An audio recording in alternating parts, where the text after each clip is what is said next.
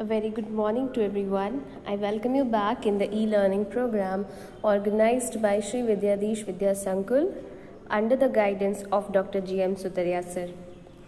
So everyone, in the last class we have started with chapter number 2, that is transfer and transmission of shares, where we have seen the meaning of share transfer and what is transmission. Afterwards, we have seen the importance of share transfer, how transferring the share is important. Then we saw the provisions regarding the share transfer. Okay, what things are to be kept in the mind while transferring the shares. So these are the also things that can be asked in 2 marks question or 3 marks question.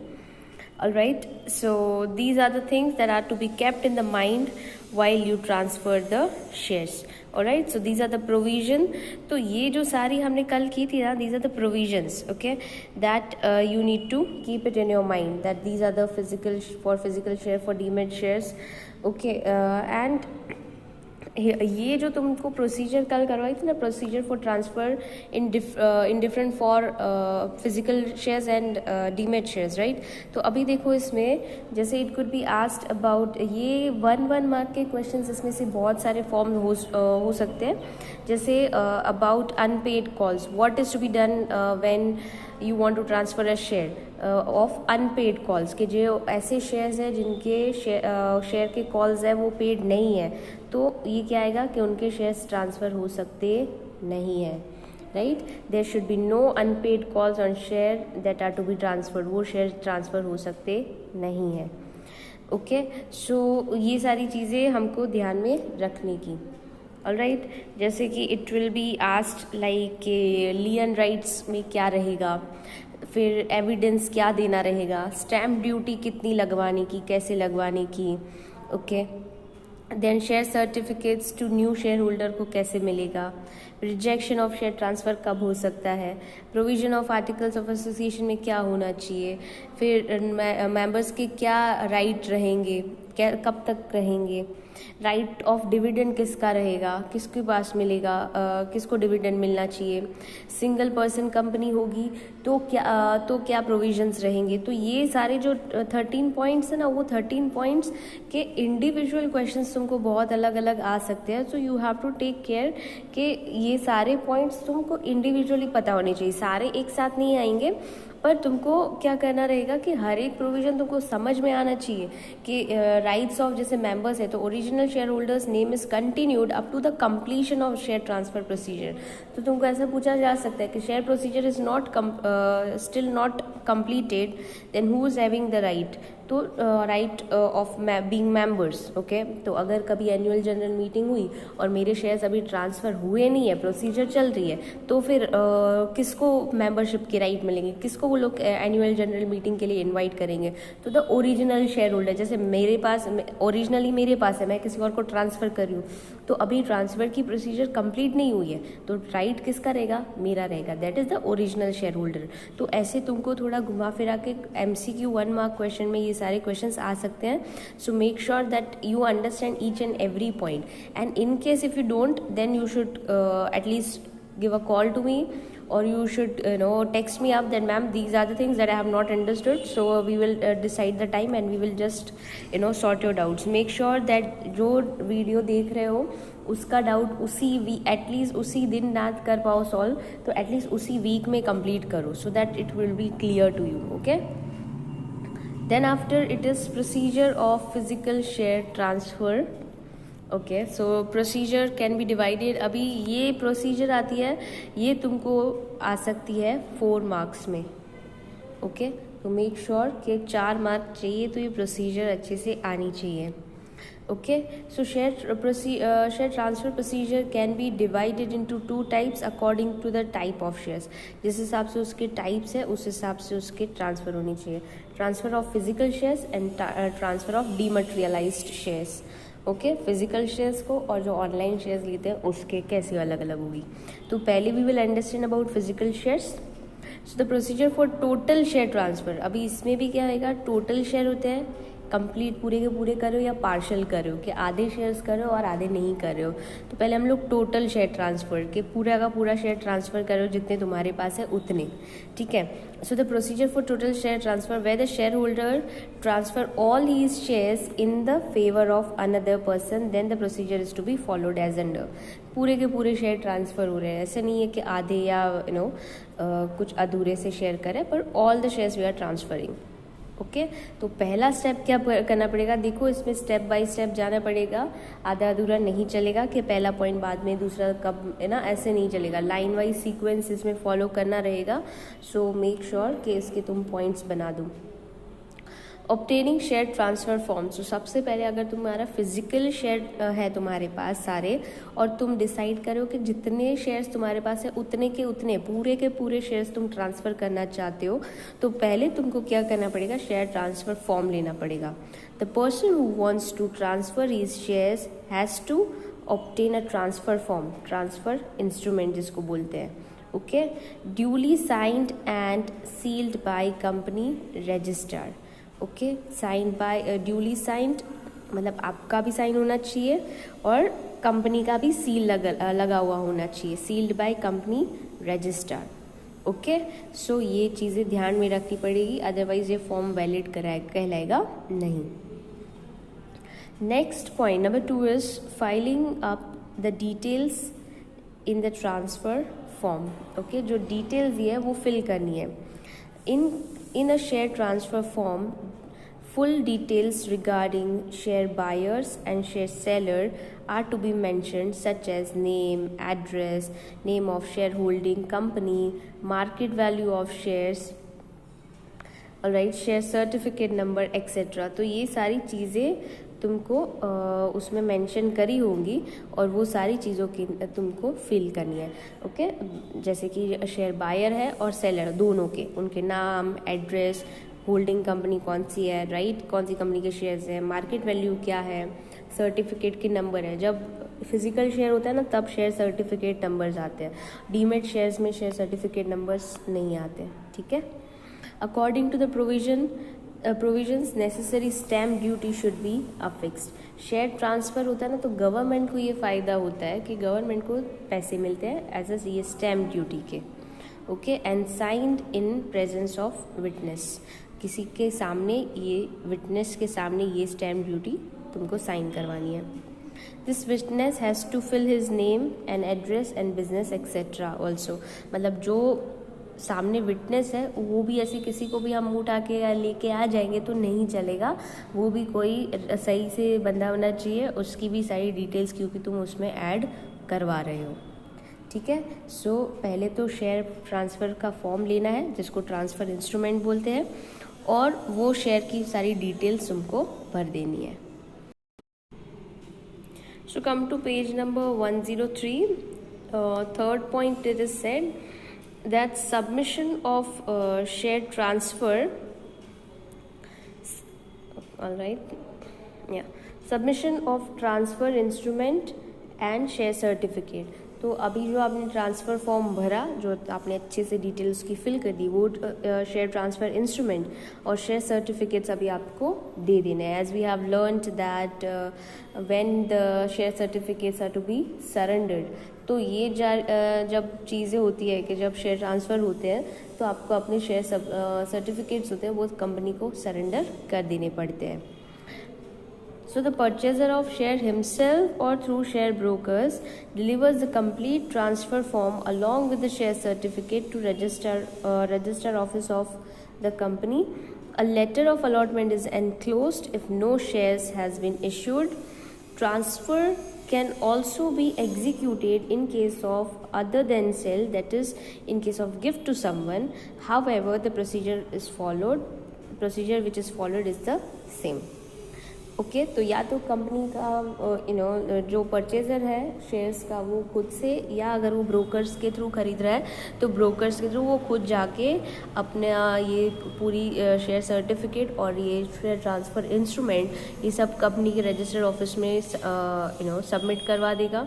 In case अगर आप gift कर रहे हो किसी को, right, कि cell नहीं कर रहे हो या just gifting it to somebody, तो भी procedure will be same only, यही इंस्ट्रूमेंट यही फॉर्म आपको फिल करना है और आपको वो सबमिट करवा देना है रजिस्टर्ड ऑफिस में।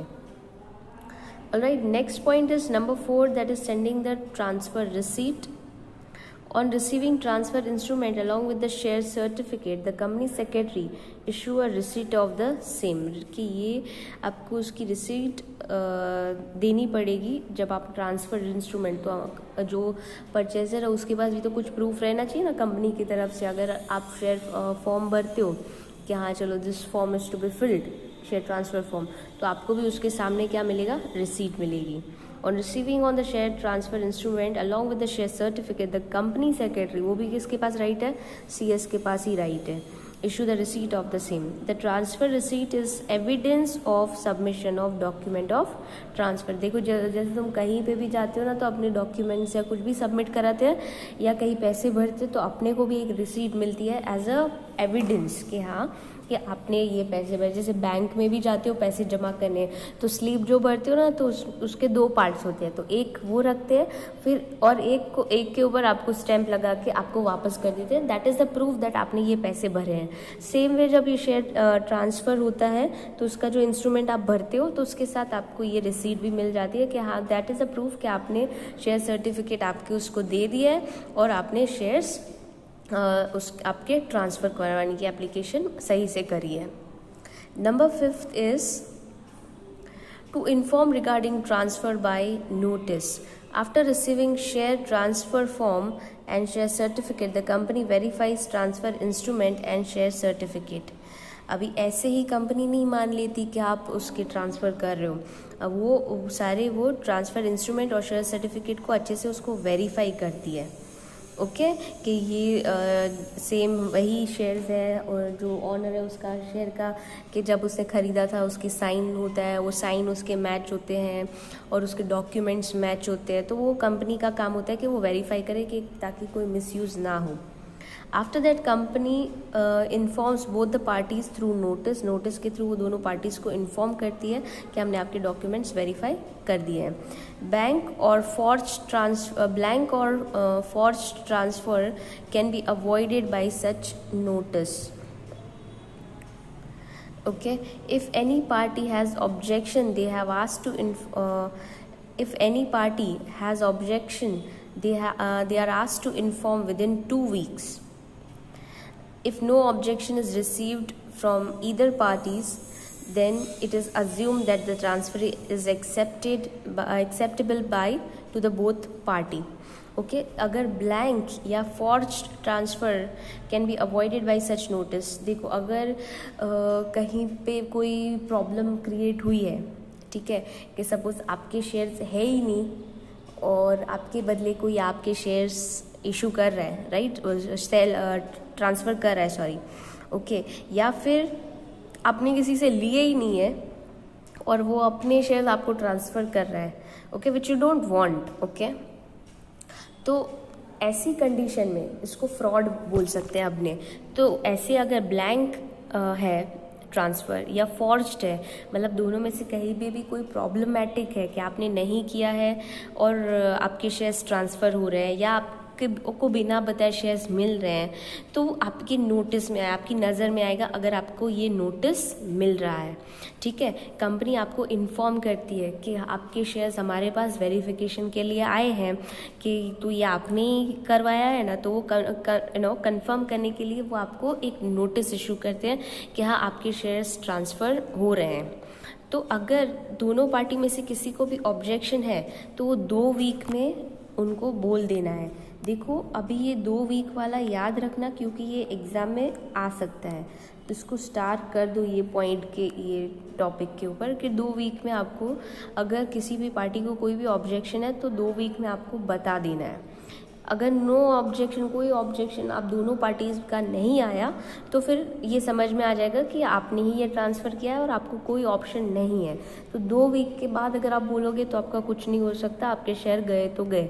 तो it is up to us that we have to keep ourselves updated कि 2 वीक एटलीस्ट वो दे रहे हैं, 15 दिन are enough to contact the company. So ये 1 मार्क में आ सकता है। Okay, so it should be clear. Number 6 is, देखो 5 पॉइंट कर लिया है। फर्स्ट में हमने देखा कि पहले शेयर ट्रांसफ़र फॉर्म लेना है, फिर ट्रांसफ़र फॉर्म ले लिया, फिर उसकी डिटेल्स फिल करनी है, फिर डिटेल्स फिल करके वो आपको शेयर ट्रांसफ़र इंस्ट्रूमेंट और शेयर सर्टिफिकेट आपको कंपनी को देना है। उसके बदले कंपनी आपको ट्रांसफ़र रिसिप्ट देगी। नंबर 4 वो हो गया।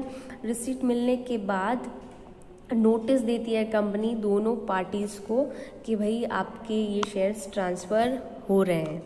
अभी नोटिस मिल गया, 2 वीक तक ऑब्जेक्शन का टाइम दिया। ओके, अगर कोई ऑब्जेक्शन है तो 2 वीक में कंपनी के पास आ जाओ और सॉर्ट कर दो, और नहीं है तो फिर कुछ आगे हो सकता नहीं है।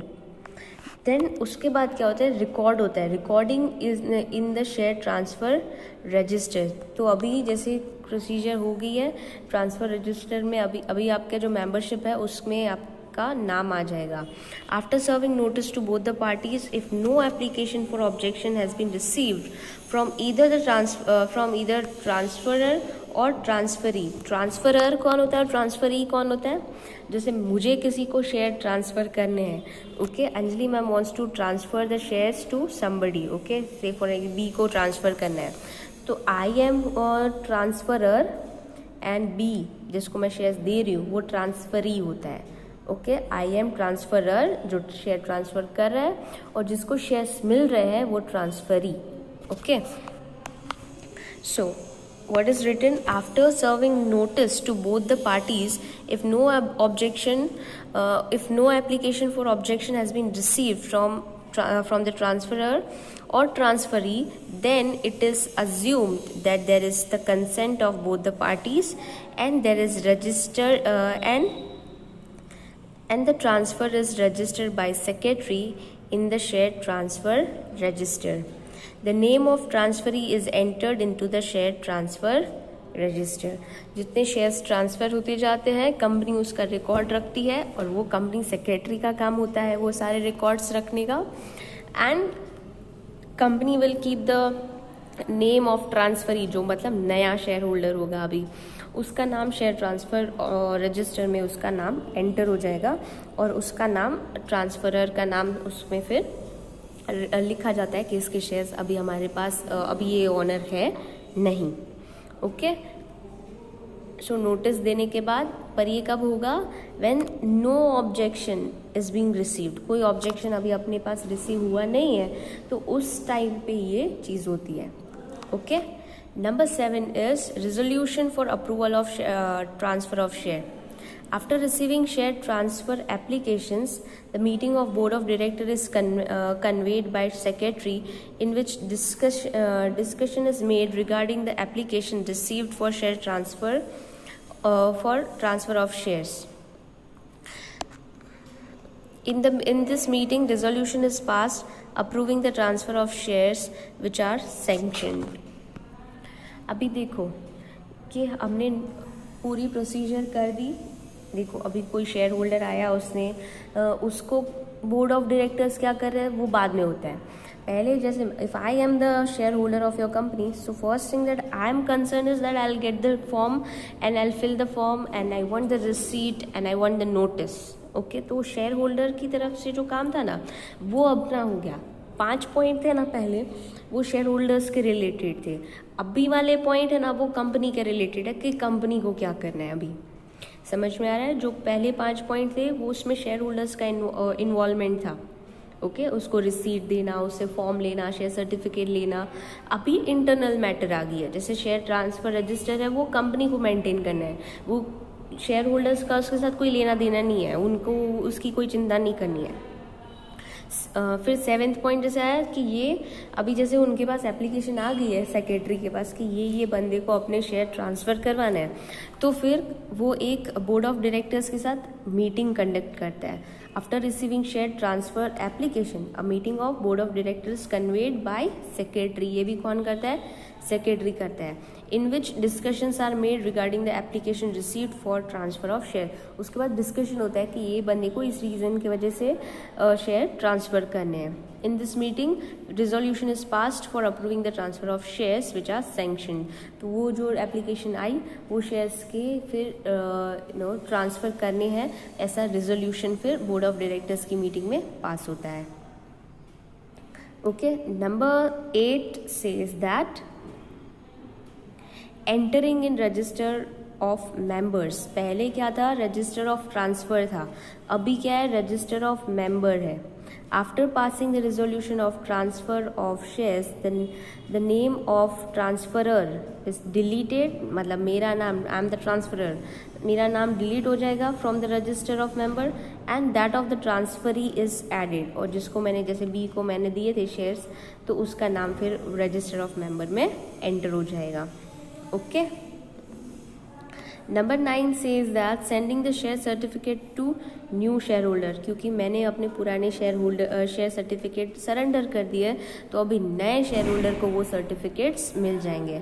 After passing the resolution of transfer of shares, जैसे बोर्ड ऑफ डायरेक्टर्स की मीटिंग में रिजोल्यूशन पास हो गया, the secretary rights the name of new share holders on the back of the share certificate and sends the same with signature of responsible officers to the new shareholders. If share certificate is too old or there is no space to enter the name, the new certificate is prepared and delivered to him.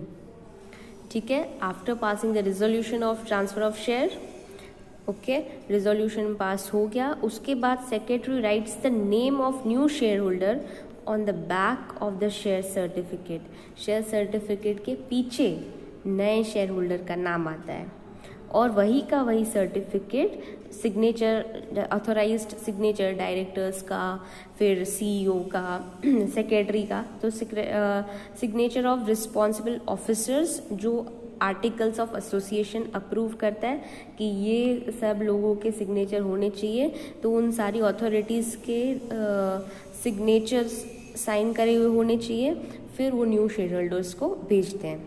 पर in case certificate अभी बहुत पुराना हो गया है या फिर उसमें स्पेस नहीं बची है, तो फिर क्या करते हैं? फिर ऑप्शन नहीं होता है, फिर नया सर्टिफिकेट प्रिंट करवाना पड़ता है और फिर वो नए शेयर होल्डर्स को दे देते हैं। समझ में आया? तो ये प्रोसीजर आ सकती है एग्जाम में 4 मार्क्स में।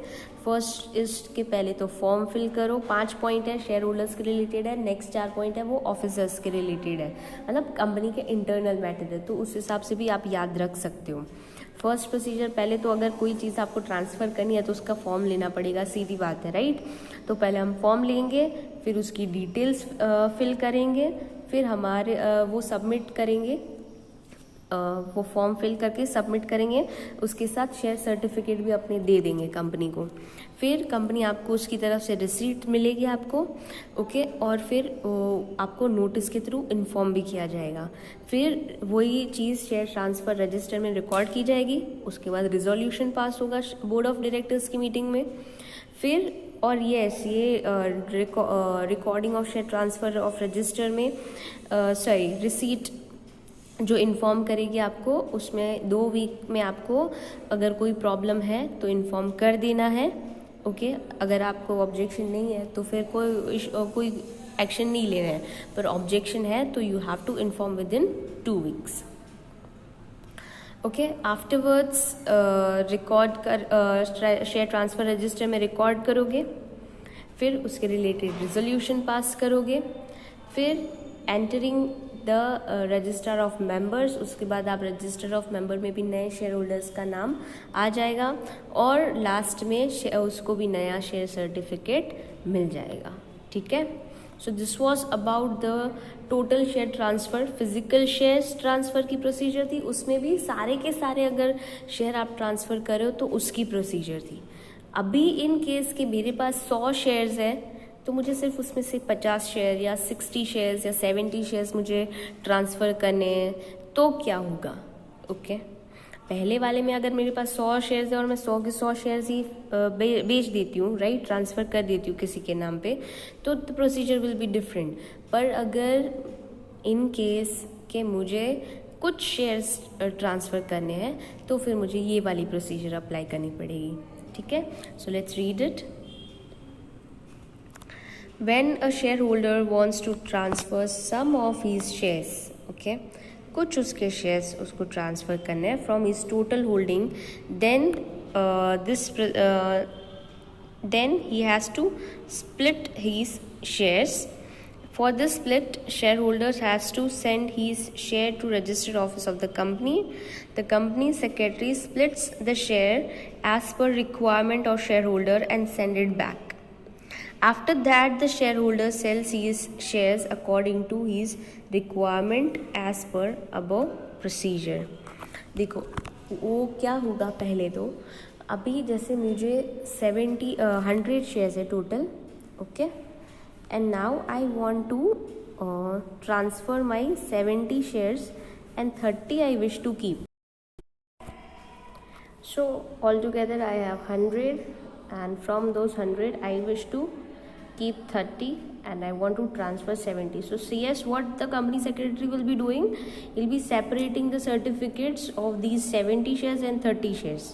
Okay, so 30 I wish to keep, तो वो उसके सर्टिफिकेट मेरे पास ही रहेंगे। 70 that I wish to transfer it to somebody else, right, तो वो क्या हो जाएगा, उसके अलग सर्टिफिकेट्स बनेंगे और उसका प्रोसीजर जैसे हमने टोटल शेयर ट्रांसफ़र प्रोसीजर जैसे किया ना, उसका सेम वे वैसे ही प्रोसीजर फॉलो होगा जो हमने ऑलरेडी जो प्रोसीजर सीखी। फिर वो 70 शेयर्स है जो हमको बेच देने, तो उनका फिर फ्रेश application रहेगा। So first thing that shareholder needs to do is to apply to CS. Okay, when a shareholder wants to transfer some of his shares from his total holding, then he has to split his shares. Okay, ये एक मार्ग में भी आ सकता है that what is to be done when they wish to sell the shares partially, so they need to split their shares. Okay, and they where they have to go, shareholder has to send his share to share registered office of the company. और कौन करेगा ये काम, company secretary splits the shares as per the requirement. जैसे मेरे को 70-30 का है कि मुझे 70 शेयर्स बेचने हैं और 30 आई वांट टू कीप, तो उस हिसाब से वो तो कंपनी सेक्रेटरी काम करेगा and send it back. After that, shareholder sells his share according to his requirement as per the above procedure. तो जो above procedure थी, जो टोटल शेयर ट्रांसफ़र की थी, वो उसको ऐसे कंसिडर किया जाएगा कि उसके 70 शेयर्स ही है जो उसको ट्रांसफ़र करने, तो 70 शेयर्स पे वो जो प्रीवियस प्रोसीजर थी वो फॉलो होगी, ठीक है।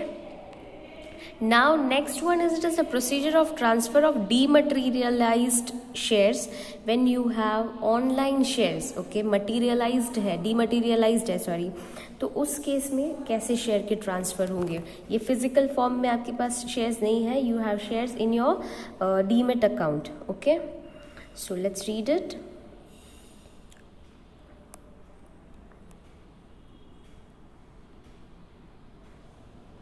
A shareholder may keep his shares in physical form, but according to new provisions, he cannot sell his share in physical forms. In fact, nowadays you are not getting physical shares at all.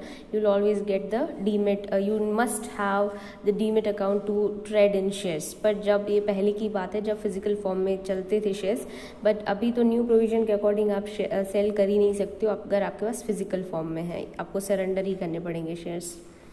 So if he wants to sell his shares, he has to go for dematerialized process. पहले तो उसको अपने share dematerialize कराने पड़ेंगे और उसके बाद वो अपने शेयर्स को ट्रांसफ़र कर सकता है, otherwise he has to surrender. Now demat shares means to convert physical share into electronical form in a specified way. जिस हिसाब से स्पेसिफाइकली जैसे आपको बोला है उस हिसाब से आपके शेयर फिजिकल में से इलेक्ट्रॉनिकल फॉर्म में आपके शेयर्स कन्वर्ट हो जाएंगे। The investor has to open a demat account with depository participants. आपको कोई भी depository participant के पास जाना है और आपको demat account खुलवा देना है, okay? And just like a bank account, you have to open a demat account. Okay, in India as a depository participant, National Security Depository Limited (NSDL), इसका फुल फॉर्म आ सकता है 1 मार्क में. NSDL का full form बताओ तो that is national securities depository limited, और CDSL that is central depository services limited.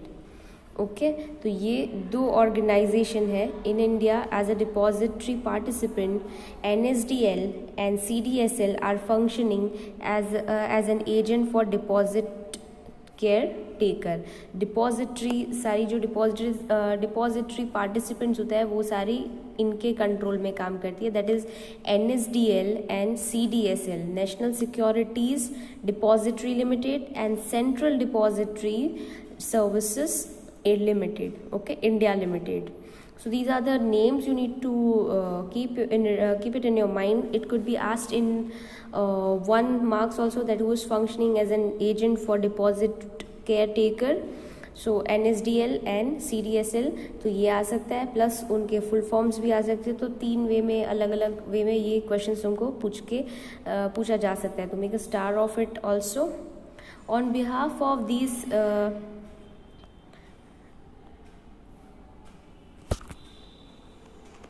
On behalf of these institutions, PSU Bank, okay, Public Sector Unit, PSU का full form होता है Public Sector Units Bank, and Private Bank and other financial institutions open demat account. अभी इनके behalf में, अभी ये 2 organisation अकेले नहीं कर सकते, पर ये क्या करते हैं, ये 2 ऑर्गेनाइजेशन इनको मॉनिटर करते हैं. किसको मॉनिटर करते हैं? जो डिपॉजिटरी, जो आपकी डीमेट अकाउंट खुलवा के देते हैं. जैसे कि कोई भी पब्लिक सेक्टर बैंक्स होती है, ओके, देन प्राइवेट बैंक्स होती है, वो भी डीमेट आजकल खोलने दे सकती है. फाइनेंशियल इंस्टीट्यूट है, वो सारे आपको डीमेट अकाउंट खोल के देते हैं.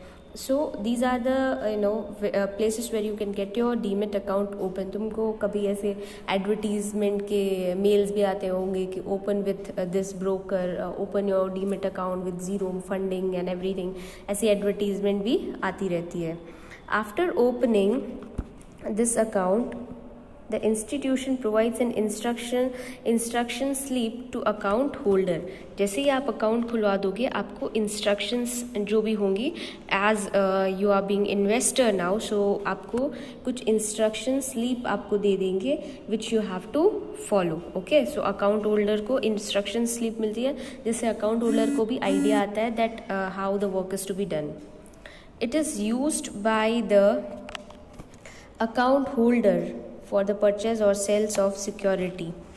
Okay, image of say for an example, image of institutional slip is on next page. ये आपको next page पे format दे दिया है. You just have to take a glance of it. So it is used by the account holder for purchase or sale of securities.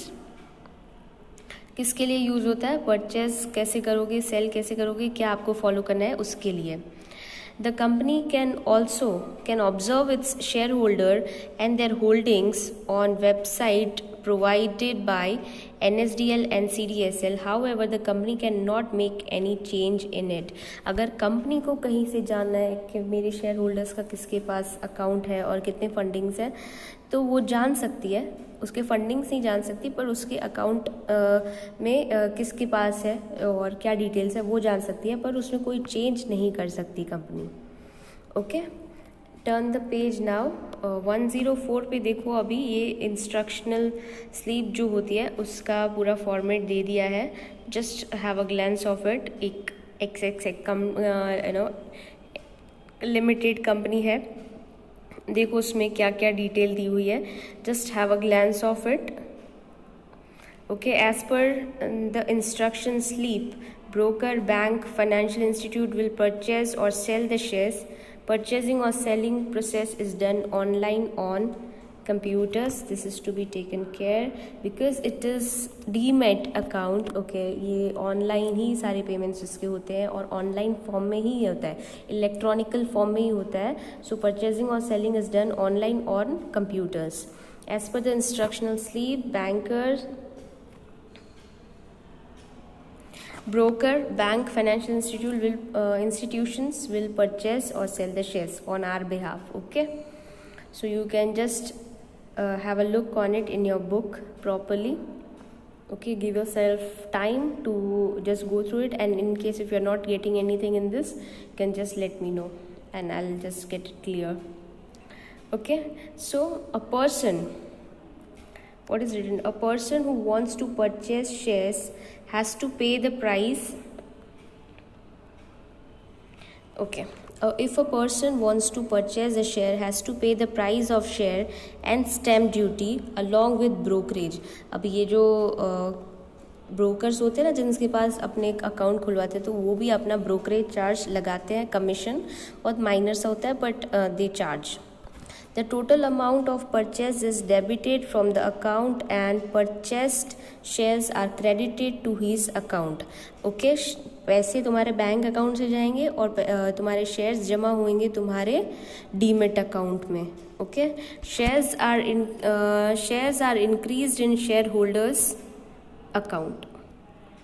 Similarly, if shareholder sells his shares, the amount of sales after deducting brokerage, tax and other charges is deposited to his bank account and the shares sold are debited from the demat account.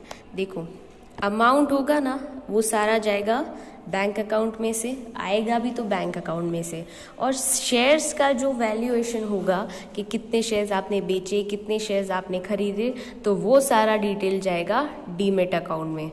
Okay, so if a person wants to purchase share has to pay the price of shares and stamp duty. देखो ये चीज़ ध्यान रखना, क्या किसका amount देना पड़ता है? Share का, स्टैम्प ड्यूटी का, plus brokerage.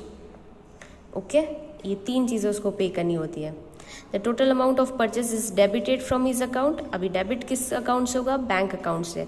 And purchase share are credited to his account. Credited to which account? Demat account. Similarly if share holder sells his shares, अगर वो सेल करता है तो अमाउंट ऑफ सेल, ओके, वो भी कौन से अमाउंट हम जब परचेज कर रहे थे दो दे रहे थे, ब्रोकरेज दे रहे थे, टैक्स दे रहे थे और other charges like stamp duty. तो दूसरा चार्ज अगर इसमें इंक्लूड कोई होता है तो वो सारे डिडक्ट हो जाएंगे एंड जो अमाउंट बचेगा is deposited in his bank account, और जो शेयर गए वो डेबिट हो जाएंगे उसके डीमेट अकाउंट में. Okay, so shares are decreased in his account. Simple is that. Thus shares are credited or debited on person's demat account. तो आपका फिजिकल उसका कोई एग्जिस्टेंस नहीं होता है, but it is being debited and it is being credited, it is being fluctuated. Okay, it is important to note that when shares are purchased, okay, it is important to note that when the shares are purchased or sold in this way, the company has no control over it. Company इसमें कोई interfere नहीं कर सकती. जैसे उसमें कैसे था कि वो नोटिस देती है या फिर you need to file a form, you need to fill the form and details and everything, फिर बोर्ड रिजोल्यूशन पास होगा, तो ऐसी सारी चीज़ें होती है. बट यहाँ पे ऐसा कुछ भी होगा नहीं कि कंपनी कोई भी इसमें कंट्रोल नहीं है. You can just buy it on your own and sell it on your own. Company has nothing to do with it. Online अगर जो ट्रांजैक्शन हो रहा है उसमें कंपनी के कोई लेना देना है ही नहीं. The whole procedure is done by the institution which function as an agent of NSDL and CDSL. ठीक है, तो NSDL और CDSL के जो एजेंट्स होंगे, जैसे कि all the depositories, banks and everything, they are the agents.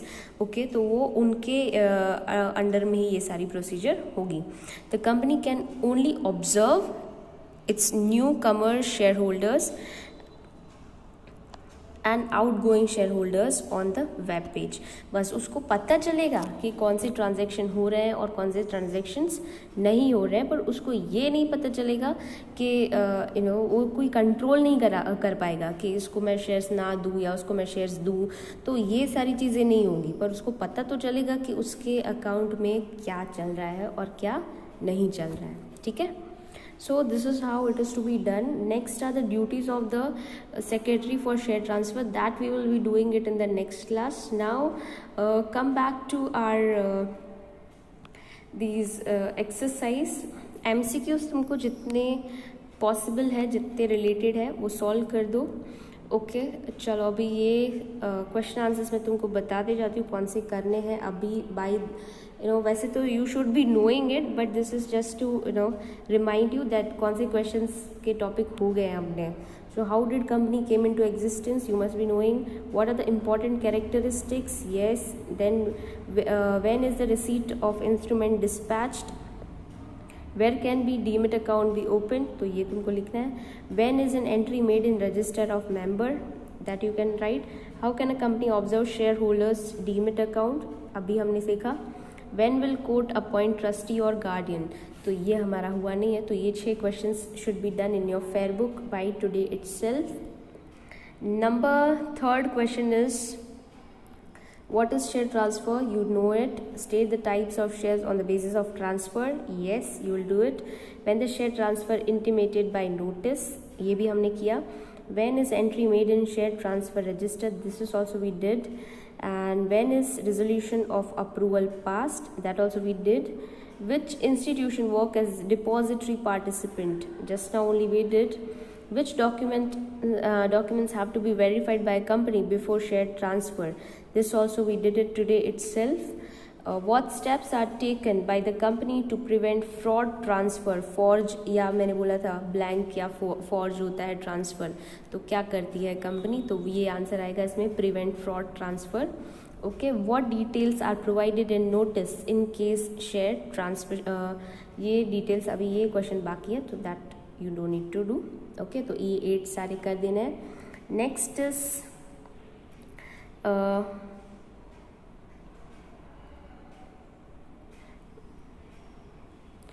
explain the provision regarding share transfer of single person company. Explain the circumstances for share transmission. That was done. When are the share deposited in demat account? When is ownership verified? Which details are to be provided in institution slip? Okay, that you need to just go through it. What are the limitation of physical shares? That you need to think. Okay, what are demat shares? You need to write. Okay, आज जितना करो, बाकी 5th question के questions will discuss it in the next class. So इतना work should be done in your fair book. Make sure जब lecture देखते हो उसी दिन ये सारा work हो जाना चाहिए.